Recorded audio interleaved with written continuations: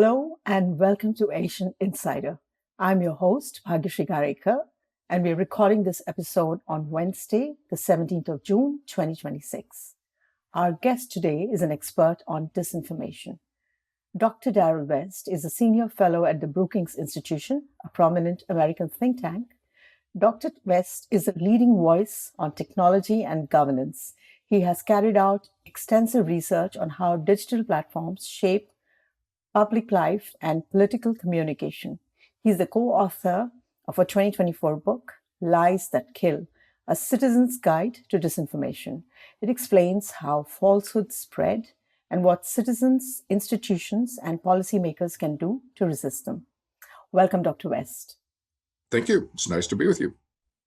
Well, Dr. West, I'd like to first begin by asking you to define disinformation for us. How is it different from misinformation and the other phrase that we keep hearing about, which is influence campaigns?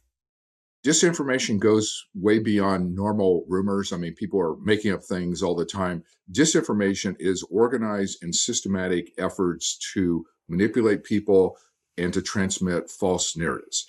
Because they are organized and systematic, often government entities are involved or organizations that are linked to a government.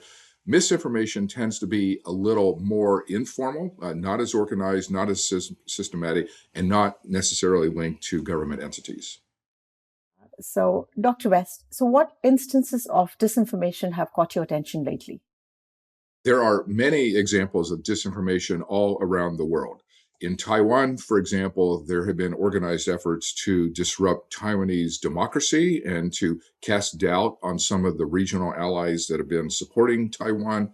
In Japan, there have been stories circulating, false stories, I should point out, that the grandfather of the Japanese prime minister killed people during World War II, which obviously that's a very hot button issue, especially around Asia. There have been stories about water discharges from the Fukushima nuclear reactor being polluted and or radioactive and therefore endangering the seafood in that area. Seafood is a major export for Japan. So it's basically a way to try and undermine the Japanese economy. So there are just a few examples, but there are many everywhere around the world. So would you say that because we are all heavy users of social media, internet. So in terms of the person at the receiving end, how likely are they to encounter false information or disinformation, in their everyday, day-to lives? If people are on social media platforms, they're going to see disinformation every day. And oftentimes, multiple times during the day. Social media platforms are major disseminators, both of misinformation and disinformation. There are false narratives that spread. In an era of artificial intelligence, it's actually very easy to manufacture false videos and audio tapes. So you might see a video that looks completely authentic to you, but is completely fake. AI has become really good at foreign language translation. And so there are automated ways to translate any text, video, or audio into dozens of different foreign languages. In a number of countries around the world, there may be 10, 15, or 20 different languages, even within that country. So the ability to translate into whatever the native and local languages are in that particular country really allows you to scale up the disinformation. It means that you're not just limited to one language, but to the multiple languages that are available in a particular area. Right. So if we were thinking of disinformation like something that's produced, and you say that it is, where is that? Where's the biggest source? Where is it coming from? Is there can we really say who's the largest producer of disinformation in today's context? Disinformation is generally coming from organized government efforts. And some of the largest purveyors of disinformation these days are China, Russia, and Iran. Now, it's not limited to those countries. Other nations are doing it as well, but they are actually set up for what we call industrial style disinformation, meaning they have lots of people, they have lots of technical capability, they have social media platforms, they often have fake accounts that amplify these efforts. So in terms of the stuff that it's actually reaching people and having an impact, people are worried about those countries in particular. I see. Since Iran is so much in the news, is there something you could tell us about Iran's attempt at disinformation in the context of the war? In any war these days, there's the military effort, which involves troops, air raids, drones, and missiles. But then there's also the digital component. The information war sometimes is as important, if not more important, than the military aspects. So, in the case of Iran, both Israel and the United States have been very successful at destroying military targets through the bombing raids and the missile attacks that they have launched. But Iran has actually been very successful at waging the information war. Early in the war, for example, there was a U.S. bomb that fell on a school in Iran, Girls' schools. yeah, a girls' school, and killed a number of individuals. And obviously, that's a complete disaster. It's a complete tragedy. Iran was able to use that to basically help to discredit the U.S. military campaign and talk about how unfair it was and it's targeting civilians and innocent people are being killed. So Iran has actually been very successful on the information front, even though the military aspects were devastating for that country.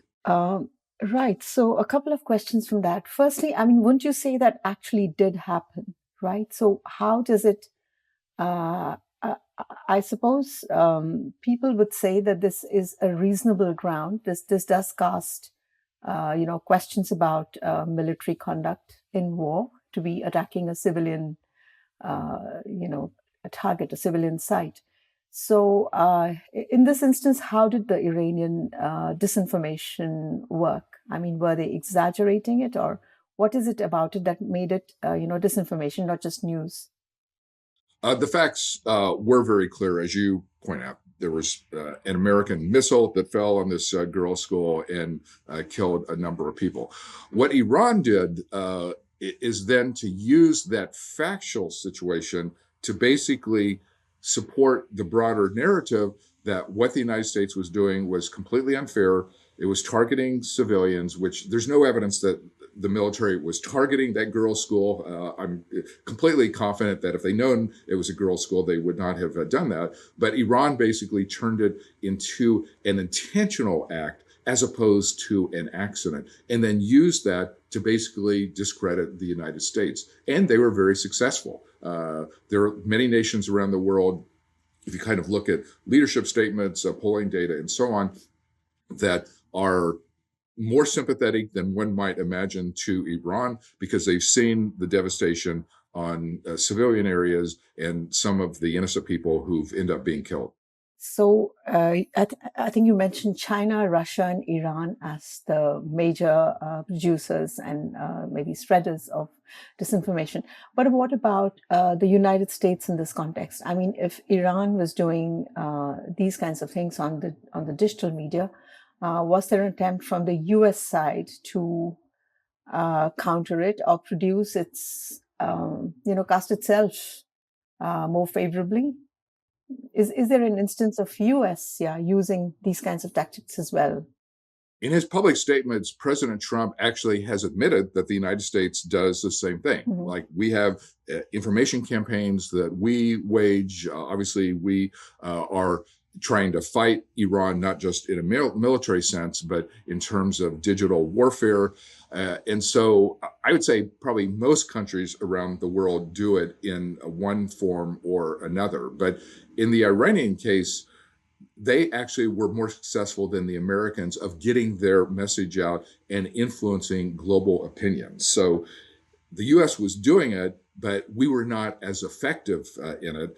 And I think part of the problem is we don't really have as organized and systematic effort as China does, as Iran had in this case, as Russia has had in some other examples. Like they have set up, specific sites that troll people, that use social media platforms to spread false narratives. So it's actually part of an ongoing and long-term effort on their part. Right. I mean, certainly I have, and I'm sure most of us have come across those videos, some of them quite wittily made, and some of them, using, I think, tropes that are particularly interesting to Gen Z, using those Lego characters and so on.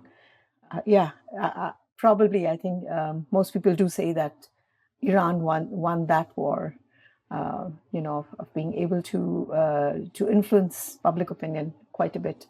Um, Now, between China and Russia, from what I've read, now Russia's been in this game for a long time during the Cold War and maybe even before that, and this is of course before the digital media, before the internet and everything.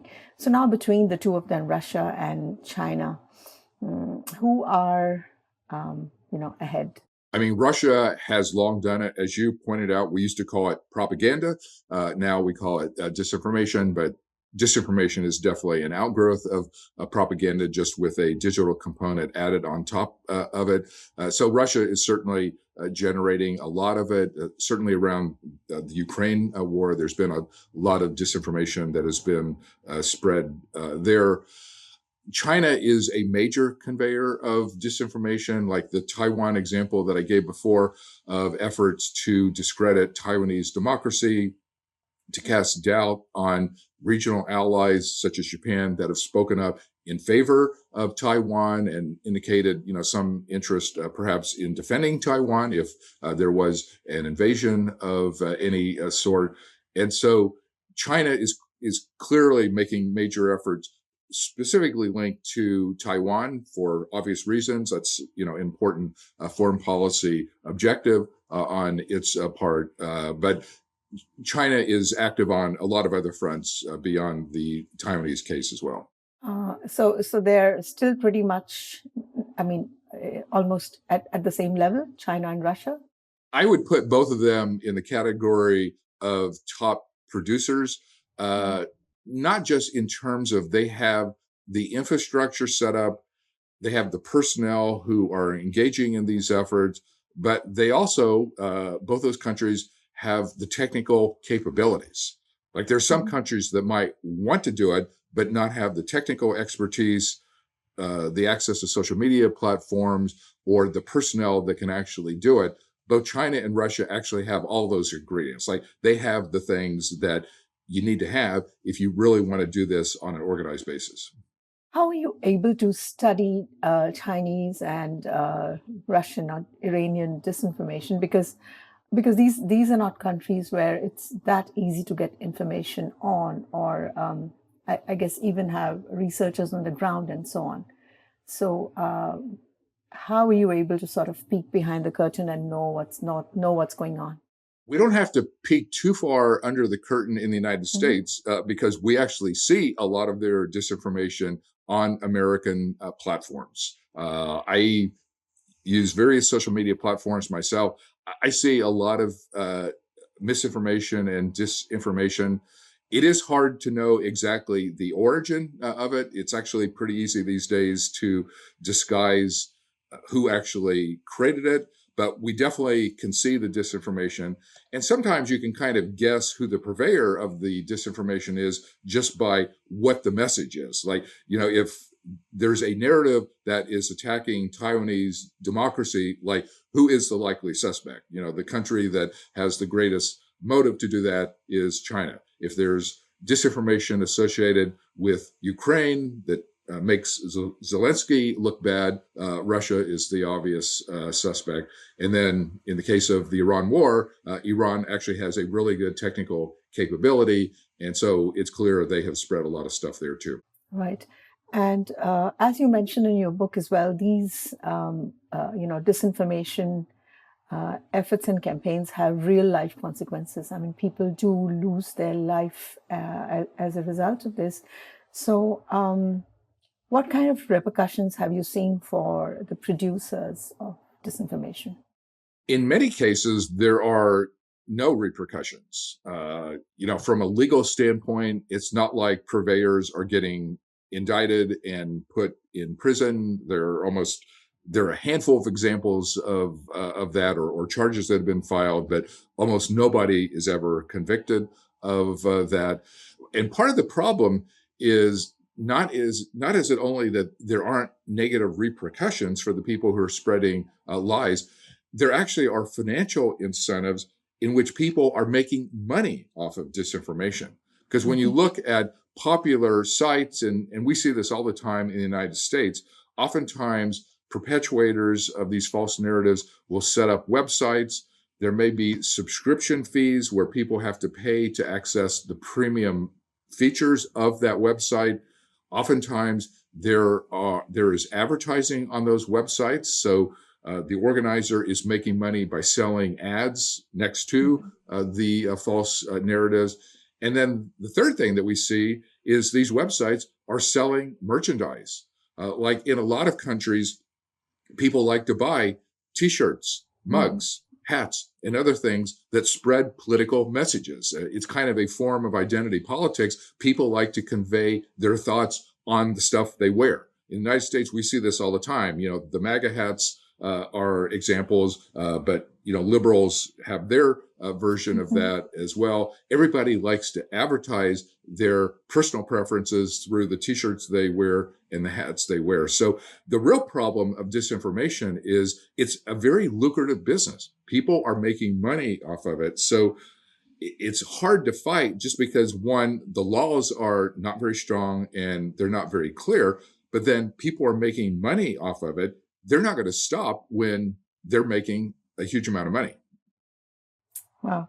So what about then the platforms that carry that message? We know that US laws don't actually penalize the platforms, or are in an effort to try and get a grip on that problem from that end, from not the producers, but the conveyors of disinformation. So what do you think about those aspects? How much are these platforms or tech companies doing to, if at all, to get a handle on disinformation? The tech companies and the social media platforms are not doing nearly enough. They are part of the problem in the sense that there are false narratives that are spread through social media sites. And there was a time 5 years ago when some of the tech companies actually had a policy to take down content that was clearly found to be deceptive, fraudulent, or manipulative. But in many cases, over the last 5 years, those very same tech companies have decided they don't want to be the sheriffs anymore. They don't want to be the enforcers. They don't want to be taking down content because in some cases that has proved controversial for them. And so their strategy instead has been to basically allow almost all kinds of content to flourish. So they're not taking down anything, including things that are clearly wrong or inaccurate or fraudulent. So it's a real problem. The United States actually does not have strong laws to govern this. So if the tech companies don't want to take down fraudulent content, there's few legal recourses to actually force them to do it.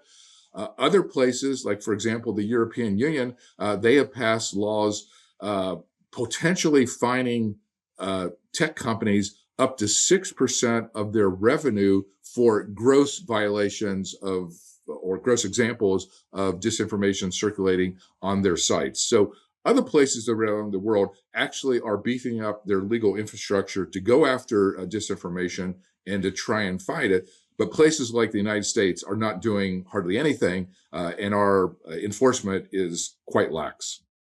So you named the European Union as one which has laws to make the tech companies take down content that might have disinformation.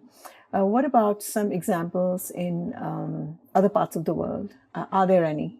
There are examples of other countries that have passed laws seeking to penalize disinformation, creating fines for perpetuators, and basically trying to strengthen enforcement.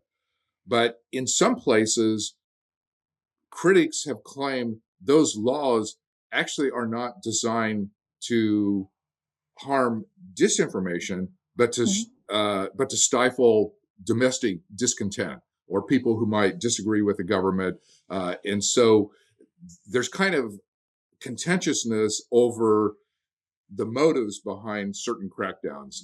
Like, are they really designed to crack down on disinformation, or are they cracking down on the dissidents within a particular country? So in the US, we are now 5 months away from the midterm elections where US voters are going to elect new congressional members and governors and many other local and state level officials. My question to you is, are you seeing already, or are you expecting to see this problem of disinformation get worse?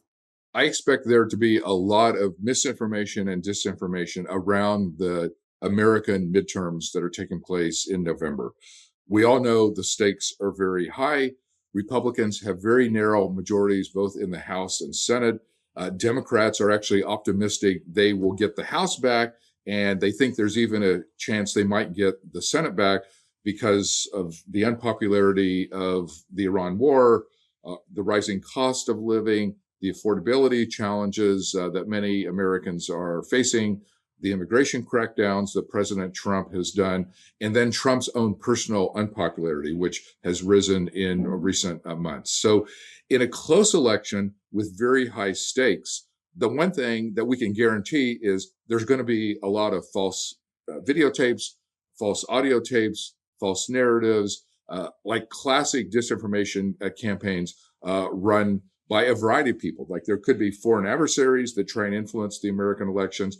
There also are going to be Americans who are engaging in disinformation that are trying to persuade their fellow citizens either to vote one way or another. So people are definitely worried about disinformation around the upcoming elections.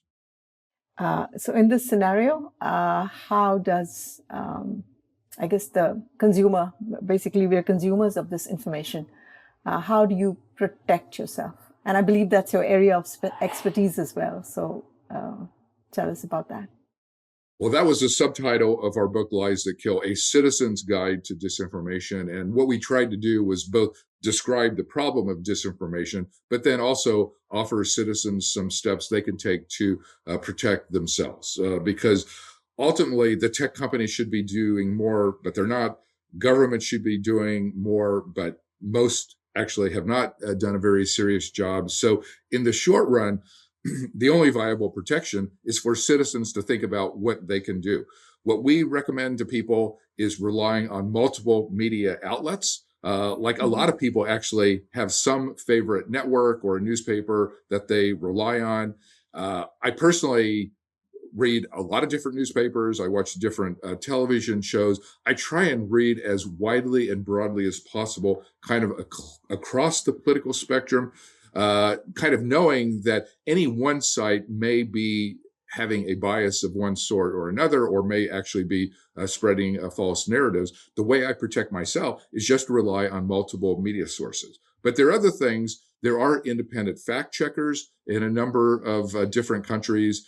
These are professionals who take on the task of analyzing prominent examples of disinformation, gathering data showing, is this really disinformation, or is it kind of a marginal case, and then issuing a proclamation of this particular effort clearly was a fake video, it was manufactured, it's deceptive, it's trying to manipulate people. So people can rely on independent evaluators of that sort. But it's a tough environment. There are no guarantees, but people just have to be aware there are many people around the world that are trying to manipulate them and that are spreading false rumors.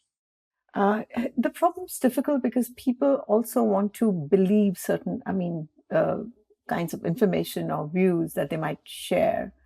It seems very complicated. So are you optimistic at all that we are going to be on top of this ever in the short run, or are we going to be always being knocked around, buffeted by whatever's put out?